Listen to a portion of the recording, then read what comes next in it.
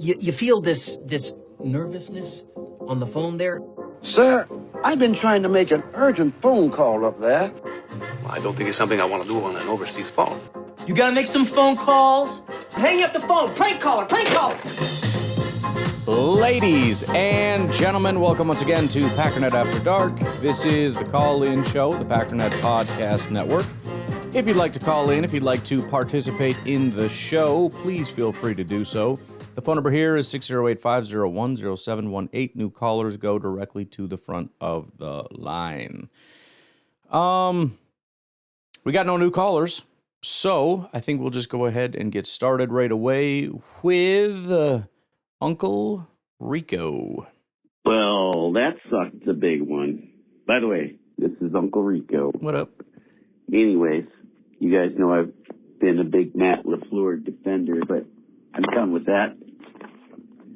Dude couldn't manage a clock.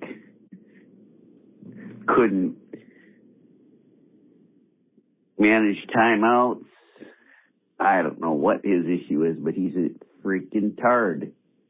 So, I don't give a hoot if he leaves. I don't really care if he stays, but I'll be happy if he leaves. And obviously, we need a new kicker. Bring back Anders Carlson. I don't give a shit if he misses every extra point. You can't miss 2 freaking field goals. Come on. All right, then. Rico out. See you next year. Yeah, and I think that's par for the course where a lot of us are at these days. There's a lot of, I felt a certain way, but I'm not anymore. And kind of like you said, look, if he's going to come back, whatever, we'll deal with it. But at the very least, I'm not going to feel like it's a bad decision that he's gone. Probably the right decision if he's gone. But, you know, as I talk about on tomorrow's podcast, it's not really looking like that's going to happen, but it ain't over yet. So we'll see how she goes. Chris, what's up? What's going on, Ryan? Chris from Alabama. I want to get this in before everybody gets to start the overreaction because it's coming, man. Look, before everybody overreact, just think about all the stuff we lost, man. Then we lost Coop tonight. But look at all the stuff we lost, man. But that center quarterback exchange is very important. Like, that shit was unfortunate. I know everybody gonna be like, love Bob the pass. That center quarterback exchange is very important. It might not have been in the position where it's supposed to be in, love thought it was gonna be at, where he comfortable at. So I know centers and quarterbacks talk about that. Hey, I know I like the ball here. You know, it wasn't no time for none of that. You just got to snap it.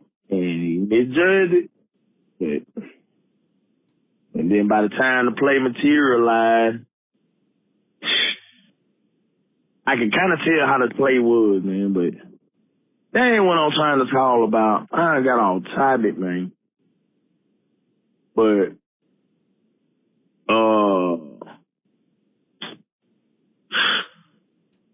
I know it's disappointing and everybody gonna overreact, man, but look, I like what we got. I like what I saw. Even in the loss, I like what I saw from key players. On the offensive side of the ball, I say, I like what I saw. On the defensive side of the ball, not so much. Let's just stay strictly offense. On the offensive side of the ball, I like what I seen. I extremely like what I seen from Golden. That's promising. I love what I seen from Dog. I know a lot of people want Doggone, man. I really want Romeo Dog to come back, man. I don't even think it's going to take no major bread to even bring him back. Mm-mm. I bring him back, man. That's a security blanket and the continuity with the quarterback, man. It's just unmatched. That's not to say that Golden and stuff need to get some opportunities, but Dog, I bring him back. I mean, if it was a choice between Dodds and Wish, and I know Wish got another year, but I bring Dodds back, man, and I might have to let, Wick go next year or see what's going on and maybe go and jump over Wicks. But I just know that everybody gonna overreact, man, and I know it's gonna be a disappointing season, but man, we lost a lot, man. That was a lot to overcome, and that was just the icing on the cake with 22 seconds and the center go down. Chris, part 2. Yeah, like I was saying, man, it's just unfortunate, man. This one hurt bad, boy. That's why I keep talking, man. I'm still out here by myself, with dog on the porch, and I'm still I'm mad, I'm pissed, but I'm calm. It's crazy. Mm-hmm. I don't know. I am extremely pissed off right now. And I know it don't sound like it because I'm not hollering scream. I know I normally call in hollering scream, but I think it's like a different level of pissed. It's like a calm piss. It's weird to me because I've never been like this. Like I'm just thinking like I am extremely pissed because we lost to the Chicago Bears in the playoffs after having an 18-point lead at halftime and everything going as planned, and still had a chance to win at the end, and we couldn't. Everything just worked against the. Oh my goodness. I'm still in shock, but I'm still trying to be level-headed. I've never been like this. And I guess it's just from getting older. I guess it's just from getting older. And I'm 42, so I guess it's just getting older. I'm actually okay. I'm trying to take positives from this as much as I can. And we get that full strength. I know nobody want to hear it. That's why I'm probably just talking right now. It don't matter. I've been drinking since like 4 o'clock in this afternoon, and I'm just talking now. So it is what it is. Like I said, I was gonna call back after the storm clear and everybody can come back and cool head because I'm in a state of shock myself. But we come back here, we come back strong, man. Ain't no telling what we gonna do next year, man. And then we got to do something on the defensive side of the ball. But we got time to talk about that. Let me not do that because I don't want to do that right now. We got time. We got plenty of time to talk about that. It's unfortunate that we lost. And, damn. And it's unfortunate, man. Go, Pack, go. I'll talk to y'all later, man. Well, I mean, you mentioned nobody wants to hear it as far as at full strength. I think it matters a lot, and I think you're just you're choosing to be miserable if you're not willing to at least acknowledge that. I think one of the biggest things you could say in favor of Matt LaFleur, and a lot of people would disagree with this, but I wouldn't, is to really think: do you think we could have won the Super Bowl if we were healthy? And I genuinely think the answer is yes. I really do. That doesn't really help overcome everything. The complete and total collapse thing and the fact that we're probably going to see players coming out flat. But I still think we'd have as good a shot as anybody. I think we smoked the Bears 3 times. Easy. If, you give me a relative, forget relatively. Everybody in the NFL is fully healthy. Give the Bears all their players, the Packers all their players, the Rams all their players. Everybody gets all their players. I think we smoke the NFC North, and I think we have a chance in it for a Super Bowl run. I think we're at least in the conversation up there with the Rams and the Seahawks and whoever the heck the AFC is going to put out there. Again, that doesn't answer all the questions, but at the very least, it should give us a lot of excitement because that is our future. There's going to be a lot of doom and gloomers out there with the salary cap and, oh man, we're not going to be able to keep any. Bull crap, man. We're going to come back with a good team. All right? That's that I can tell you. We need to be healthier next year. And that's almost entirely a luck thing. But hopefully we can and if we're not super healthy, hopefully it's not as critical of pieces. Can we go a year without losing our quarterback? Our whatever. I don't need to go through all the names again, but we got a good team. It's going to be a great offseason. I wish we had first round picks, but we don't. But aside from that, I'm beyond excited. We'll see what happens in free agency. Nothing's going to happen. Bro, first of all, trades are a possibility. to the Packers, but especially from the Packers. Comp picks, because we're probably going to lose some good players, but we're going to get some comp picks back, which means more draft picks, which means more players to get excited about. I mean, I think there's going to be a lot here that we have barely even scratched the surface with. But even without that, if you just run it back healthy, I think there's every reason to be excited. Not to say you can't be sad today, you know what I mean, or upset or angry or whatever. Deal with tomorrow. But just know that the future, i.e., the 2026 season, we're going to be pretty excited by the time that first game rolls around. You know you're going to be talking all kinds of crap about how we're going to freaking smoke XYZ, blah, blah, blah. And good, you should be. Uncle Rico again. What's up? My brain is just it's worse than Matt LaFleur's brain. That's how bad it is right now. But one thing I wanted to say is I'm glad to see Golden. Yes. Coming out of his shell or whatever. And it's going to be a lot tougher decision whether to keep Matt LaFleur or to keep Romeo Doubs. We obviously know who showed up today, and it wasn't Matt LaFleur. Romeo is an asset, and anybody who thinks he's not, they ain't watching football. At least this game anyways, I guess, you know. All right, then. Rico out. Go Romeo. Bye-bye McManus, you freaking loser. Yeah, the Golden thing I forgot to comment on. But I mean, he is so freaking exciting. I don't know to this day why he didn't get more action. I don't know if it was LaFleur or Jordan or Golden or the other receivers or some combination of all those things. You know, I don't freaking know. But he's that absolutely has to be, and I think will be, a priority. It's different if he just doesn't look good. But I don't know one time when I think he had like a drop at one point. But I don't really know one time where I've looked at him and was like, oh, that didn't look. He looks, every time it's like, oh, you know, it's just different. There's certain guys, just the way they catch the ball, the way that they come down on their feet, the way that they move, the way that they get their feet down and planted, the way they move after the catch. All the little things you look at, and it's just like, that feels like a number one receiver right there.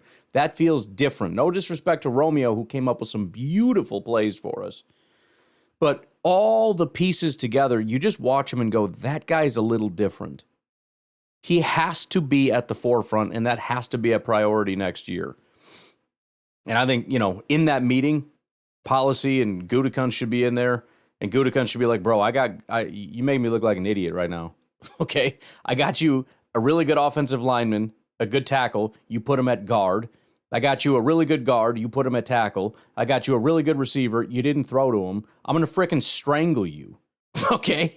I'm going to strangle you. Do you understand me? You want this job? Golden is now your number 2 receiver at worst. You understand? Non-negotiable. They're going to restructure everything so that Gutekunst can tell Matt LaFleur what to do.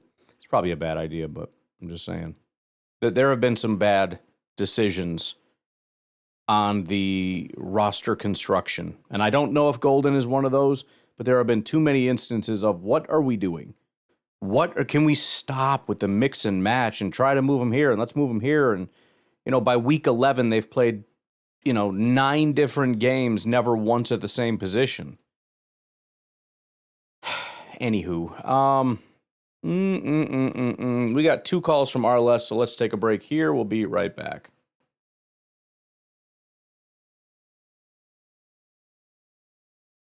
What's up, bro? It's RLS again. What's up? I think I calmed down some, man. That first call, man. Sorry about that, man. It had to be said, or at least I had to get it out. And I'm just here with my kids, so I can't say it to them. Had to get it out, man. But so just the Packers team. I know that next year we'll have a better team. Barring injuries, we'll have Tucker and we'll have Parsons and Wyatt, and I don't know if we'll have Elton Jenkins. Don't really care. I don't think he played that well this year anyways. We'll get people back. right? And then we'll have other people that get hurt. So who knows what our team's going to look like? All I know is that it's not that we lost, right? I honestly thought we were going to win this game. I didn't think we were going to come out and have like a Dallas, 2023 first half, right?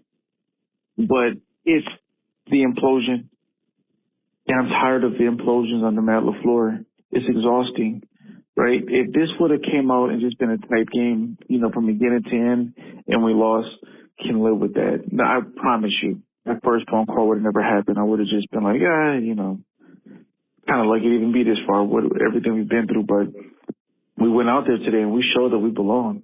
We showed that we belong to go,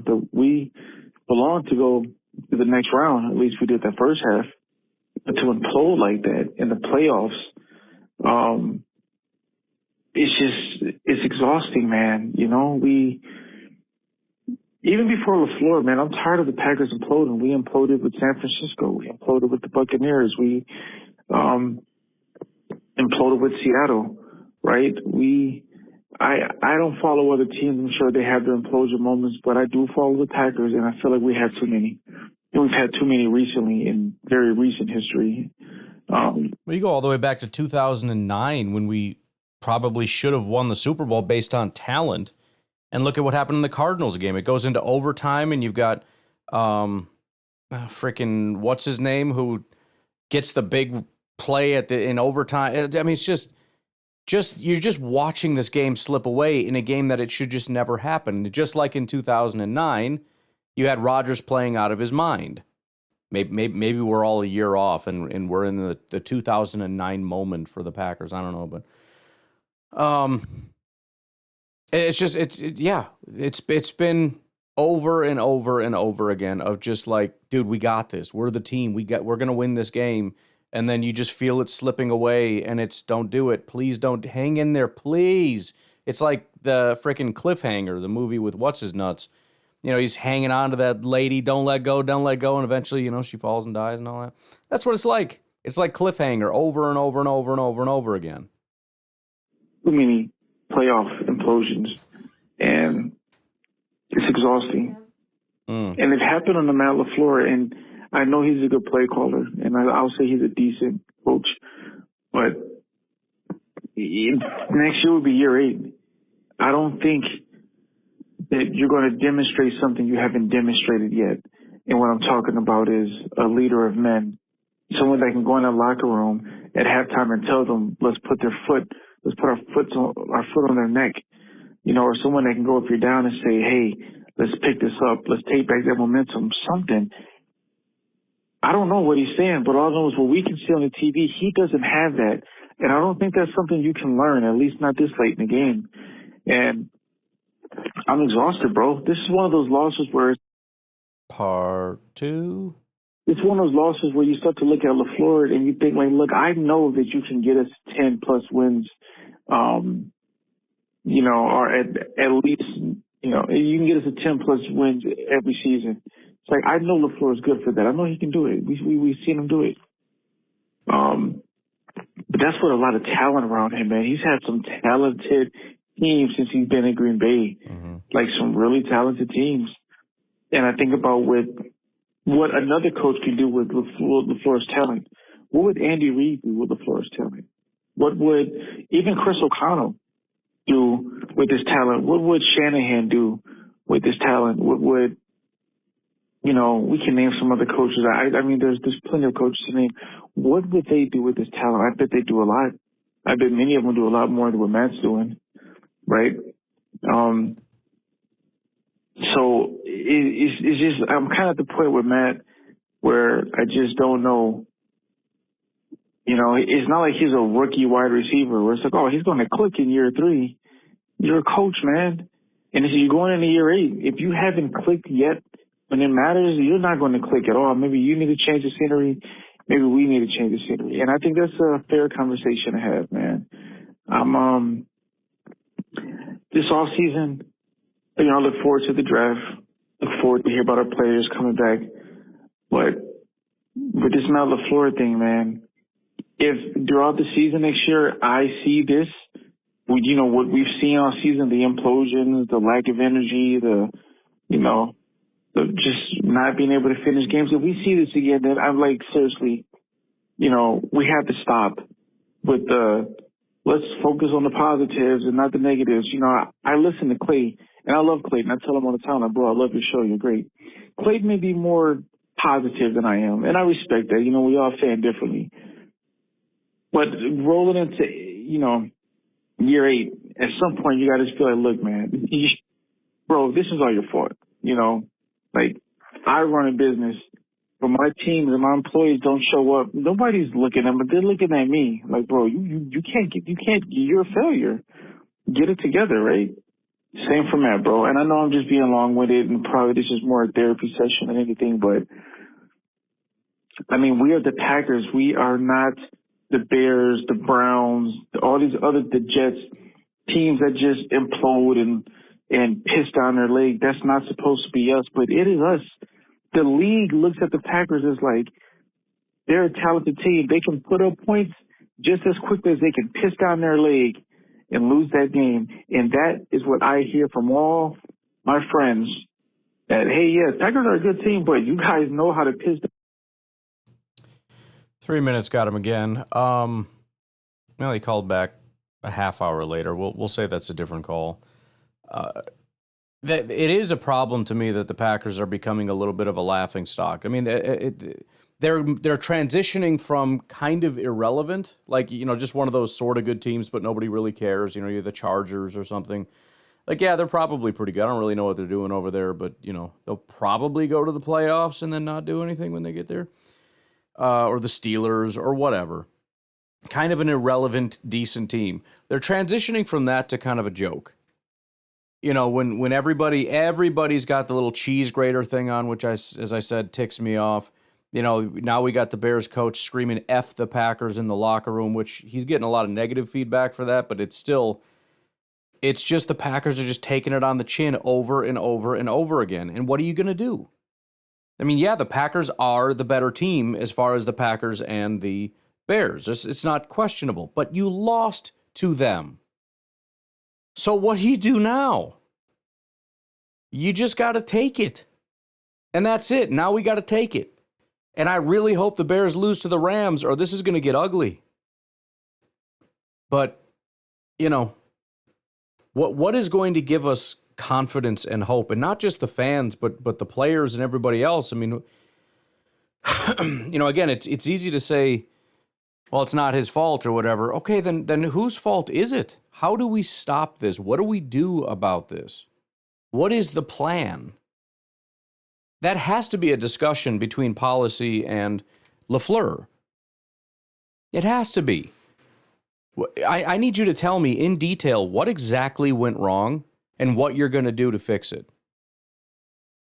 Because just saying, oh, well, stuff happens and moving on, again, if it's a loss, yes. But you're going up against an inferior team, you beat the living dog crap out of them, and then just, as you said, piss down your leg the entire second half and lose? No, we're not having a discussion about that. This isn't, and this isn't even a Brian Gutekunst question. You can't don't go talking to me about the players. Well, the players made mistakes and the players did this. Okay, fine. But they didn't do that in the first half, so they're fully capable. So what happened? Why did they suddenly forget how to play football? You need to be able to answer that question to me, and you need to have a very thorough answer as to how this is not going to happen again. And I don't think he has that answer. I have no reason to believe that he has that answer.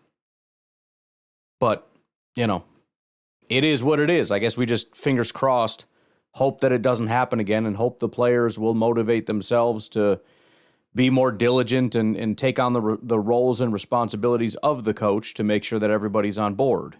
Because Matt LaFleur doesn't seem to be super capable of doing that part of the job. So the players will have to do it themselves, I guess.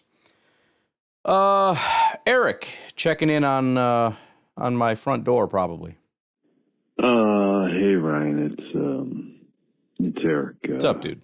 First time caller, long time listener. Listen, earlier I told you to just check who is ringing your doorbell. Mm-hmm. Ryan, don't answer the door. Oh, okay. Because I think who's ringing your doorbell is 9 months of disappointment and his sister, 9 months of heartbreak. Mm-hmm. I think the cousin was the second call who was ringing your doorbell. And that was the 4 intense weeks of Matt LaFleur is going to be fired and that John Harbaugh is going to make the better coach. So we got that behind all those doorbell rings. And I just wanted to say, don't answer them. Yep. Don't answer them because it's going to be one of those years, you know. Just leave those, as the kids on Snapchat would say, unread. Okay. I know all about that. Excuse me. Sorry. You're excused. Go Pack, go. Yeah, I won't answer the. Actually, actually did have somebody come to my front door today. It was the paramedic came back. I guess my daughter left her coat in the ambulance, so freaked me out. I was like, what's going on up there? Because usually it's just, you know, what's her name? I don't want to say her name. Someone's at your front door. That's just somebody walking in front of this stupid thing. And it's usually either nothing or somebody just coming home or somebody leaving or whatever. But this time there's like a ding dong. And it's like, oh no, what is going on? And then there's a man standing. It's like, oh, what do you want? But actually had some action today. It wasn't when I was recording. So I apologize. And it was not John Harbaugh or the ghost of Christmas disappointment either. But I appreciate you looking out, and I will never answer my door again. Hey, Ryan, this is Chris from LA. What's up? Wow, this sucks.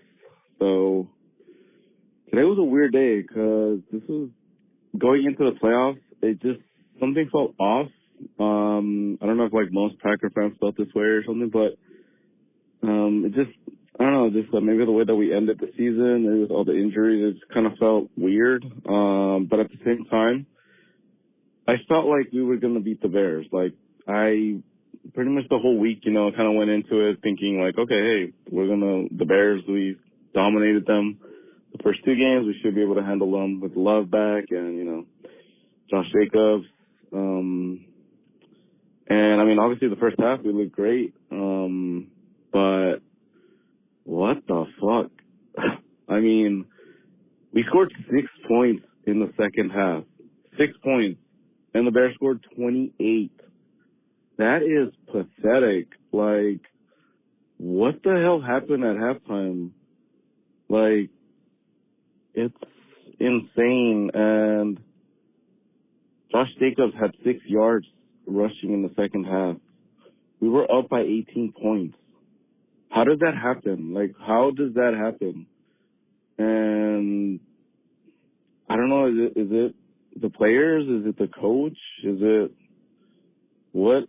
Like, I don't know, like where do we go from here? Like, again, I know it's probably, you know, traumatic and injuries, people are going to come back, and we have a young team. You know, I heard, you know, on one of your podcasts earlier this week that our window is open, and I do agree. We are, you know, a young team and everything, but how many times has this happened where we just don't show? To be fair, some of that was like rah talking trash because it was game day. But no, I mean that you're right. I mean, I do believe it that we have the window, but that's also why I said it's important we get this right as far as the coaching and GM and all that kind of stuff, because that's going to determine what we do with these guys. And that last game brought up some very serious questions. In the playoffs, I mean, again, we showed up the first half, but not the second half, and oh my God, McManus. Like, seriously? Like, can we fucking cut that guy and just leave him in Chicago? Like, man, how does the special teams always screw us over like this? 7 points he gave up. Yeah, it's wild. 7 points the fucking special teams cost us. I mean, we're not going to get rid of LaFleur, obviously. maybe getting a new offensive mind in there, you know, like, I don't know. I know it's the dude from Miami, what's his name? I don't know. Or, what's the guy from Washington, too? Kingsford, I don't know. I don't know, maybe somebody to, like, kind of, hey, Matt, don't call this. 3 minutes got him. But, yeah, I don't know if that's going to happen again. It seems like the fan base largely is like, get Stenavich out of there. I don't know why we dislike Stenavich. The offense is operating at a pretty high level. Also, he was phenomenal as an offensive line coach. Doesn't mean he's a great OC, but I mean, the only thing I know about him is that he was very good at something. Our O-line coach needs to go pound sand, that's for sure. But oh my Lord. Sorry, fumble. This is a freaking pathetic game, by the way. I mean, this is the battle of the which team that doesn't deserve to win anything is going to move on bowl. This, by the way, reminds me of a lot of Green Bay Packers playoff games where it's like, bro, they're trying to lose. Can we please win this game? And then we just try harder to lose, and it's freaking pathetic. But I don't know where the team's at on the offensive coordinator thing. I'm guessing he's not going anywhere, and if they did, do you want an offensive-minded guy? I mean, obviously, yes, but I mean, as far as, like, is that the priority? Do we want somebody that's in line with his thinking, which is where McDaniels would come in? If not, yeah, you know, Kingsbury. Or are you looking for more of a field general, like kind of like a Halfley? Not that his scheme is bad or anything like that. That, you know, you like the play calling, but he's a guy that's instructional and he's a good teacher and, you know, all that kind of stuff. I feel like, if anything, that's more the direction you'd want to go. But I don't know who that is, honestly. That could be either of those guys. I doubt it's McDaniels. I got to look that up. I can't remember if it's McDaniel or McDaniels, but sorry, I shouldn't be reading Twitter news right now. Part two. Let's take a break. We'll come back for part two.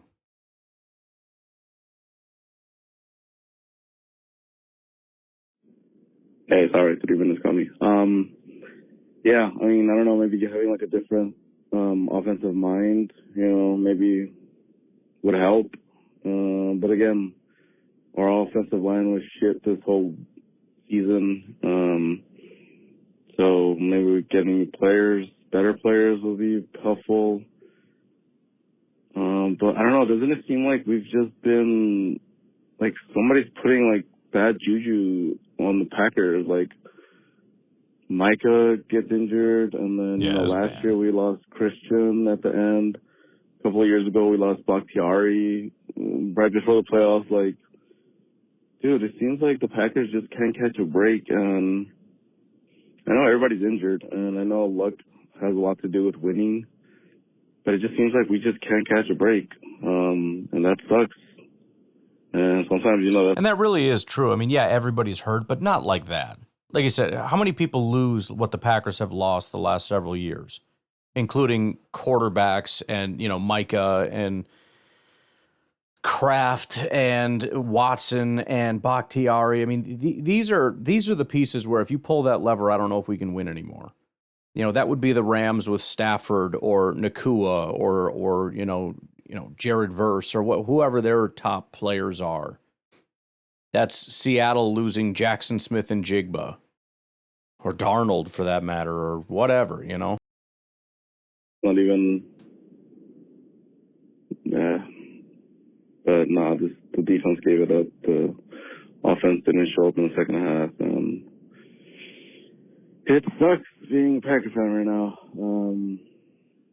I don't know what the answers are. Is it just getting healthy? But then again, injuries happen, so who's to say this is going to happen again next year? I don't know. I think we're all just pretty depressed right now. Hopefully, you know, God, I really hope the Rams, the 49ers, or the Eagles, whoever plays the Bears, kicks their ass next week. I fucking hate the Bears. I think that's what makes it worse, losing to the Bears. I mean, losing in the playoffs sucks, but I hate Caleb Williams. I hate Ben Johnson's God, if there was ever a face you wanted to punch, isn't it Ben Johnson? It's Ben Johnson, yes. God. All right, Ryan. I do appreciate having a podcast, kind of like, that misery loves company. So all those Packer fans are going through it right now, but at least we're going through it together in a way. I don't know.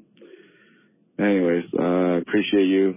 All right, Ryan, take it easy, man.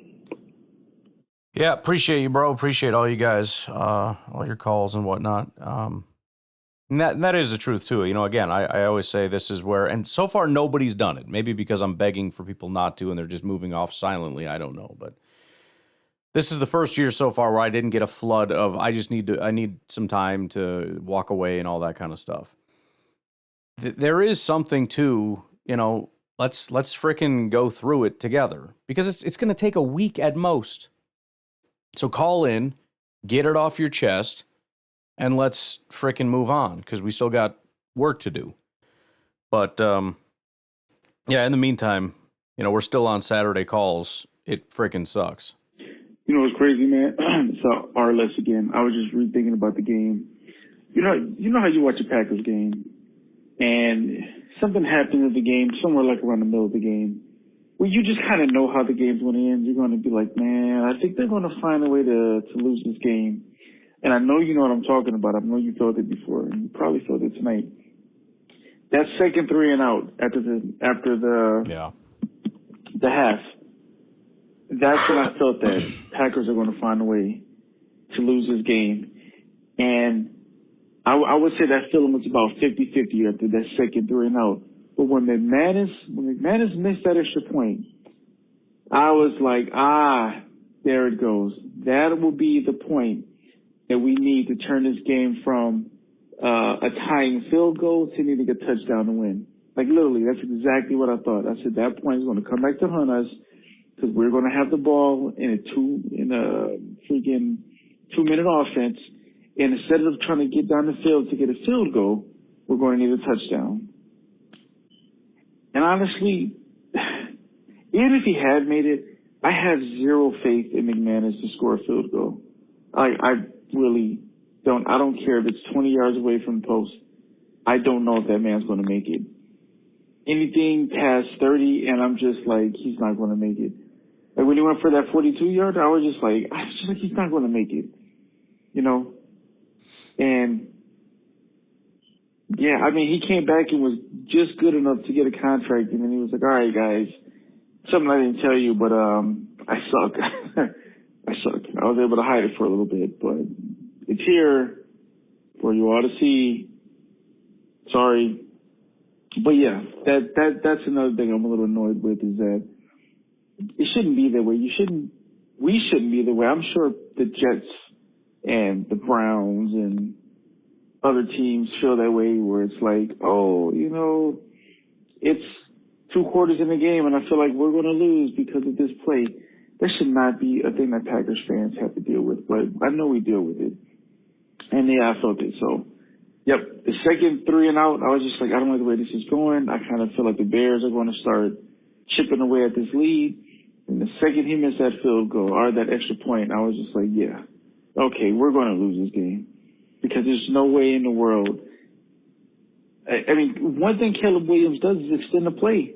And it's not like we got freaking Tremont Williams and Charles Woodson out there. These boys can't cut. They can only cover for so long.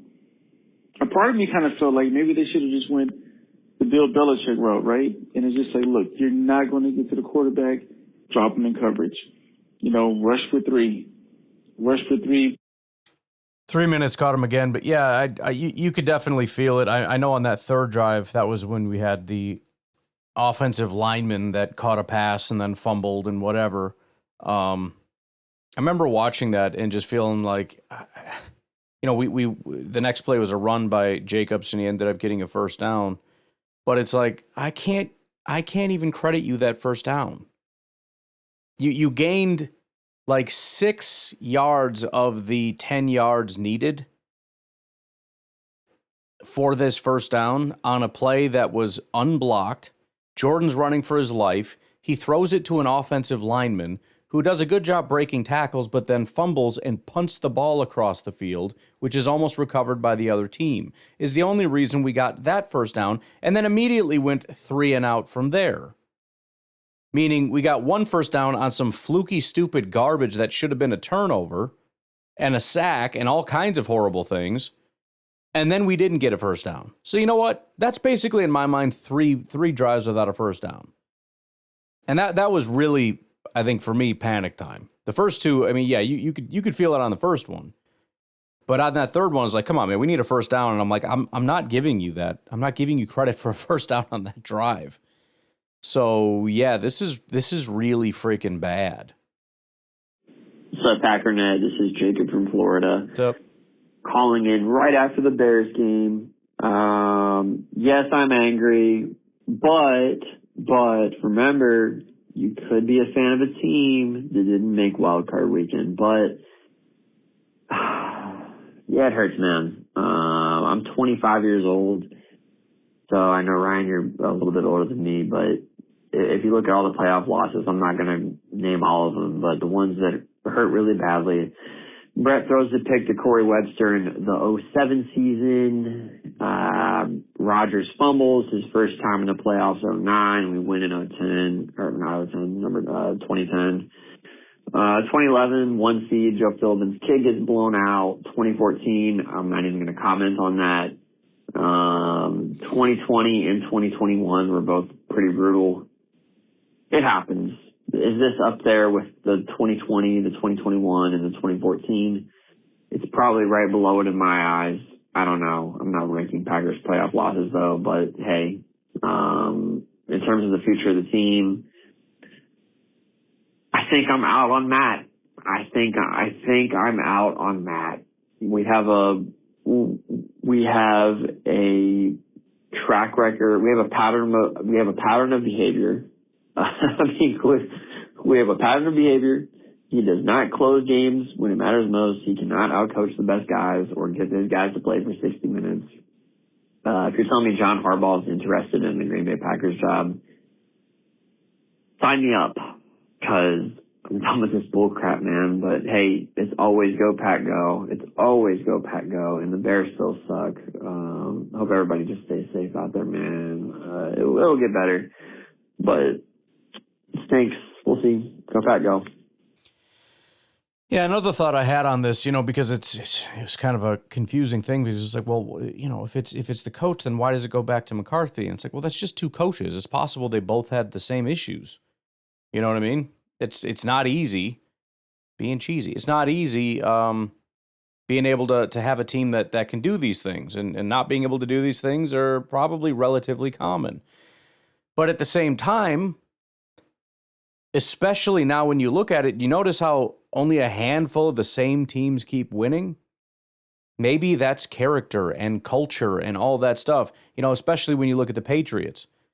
You look back at the Patriots, and it was always like, you're not going to win this year because you lost all these players, and you don't have any receivers, and you got off to a slow start, and their record was bad, and all these things. It's like, you're finally going to lose.